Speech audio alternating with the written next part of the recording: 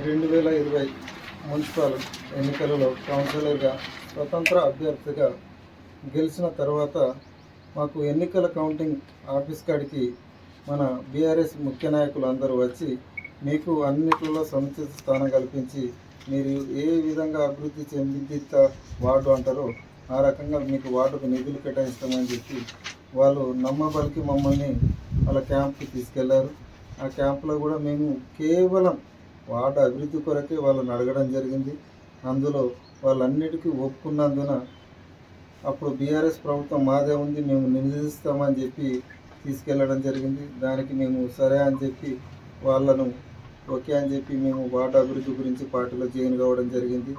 పార్టీలో జాయిన్ అయిన తర్వాత దాదాపుగా ఎన్నిసార్లు కూడా నిధుల కేటాయింపులలో మాకు సముచిత స్థానం కల్పించలేరు. చాలాసార్లు అడిగినాము.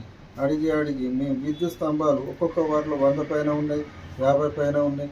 నా 25వ వార్డు కార్మిక క్షేత్రం పద్మనగర్లో ఎన్నిసార్లు అడిగినా కూడా అదే 10 కోళ్ళు వేసి మీకు వచ్చినాయి కదా అన్నట్టు మాట్లాడారు. అదొకటి నాకు తీవ్రంగా బాధాకరం అనిపించింది. మా పద్మనగర్లో మురికి కాలువల గురించి చాలాసార్లు చెప్పడం జరిగింది. దానిలో కేవలం ఒక 25% మాత్రమే మురికి కాలువలైనాయి.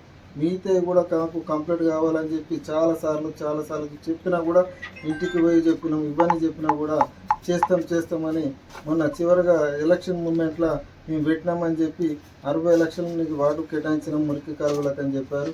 అది టెండర్ పిలిచినాం, అన్నీ అయిపోయినాయని చెప్పారు. తీరే టైంకు అది ఫెయిల్ అయింది ఎందుకని అడిగితే టెండర్ మన ప్రభుత్వం రాలేదు కదా, టెండర్ క్యాన్సిల్ అయిందని చెప్పారు. మరి ఎట్లా మాది? మేము స్వతంత్ర అభ్యర్థిగా గెలిచి మేము వార్డులో పలాని పనులు చేస్తామని హామీ ఇచ్చినాము. మీరేమో ఇప్పుడు మన ప్రభుత్వం లేదు అని అడిగే వరకు మేము ఎలా అని చెప్పి అడిగినా కూడా దానికి మన ప్రభుత్వం లేదనే రెస్పాన్స్ వచ్చింది. కానీ చేద్దామనే రెస్పాన్స్ రానందున మేము తీవ్రమైన